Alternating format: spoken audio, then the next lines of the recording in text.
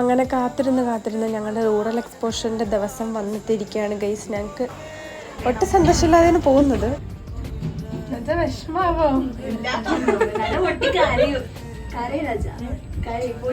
ആദ്യം 6:30 പോകുമെന്ന് വിചാരിച്ച് ഞങ്ങൾ സമയം മാറ്റി 10 മണിയായി. അങ്ങനെ ഞങ്ങൾ ഓട്ടോയൊക്കെ പിടിച്ച് കോളേജിലെത്തിയപ്പോൾ ഓൾമോസ്റ്റ് എല്ലാവരും വന്നിട്ടുണ്ടായിരുന്നു. അങ്ങനെ ബസ്സിലൊക്കെ കയറി അത്യാവശ്യം പാട്ടും കാര്യങ്ങളൊക്കെ ഉണ്ടായിരുന്നു.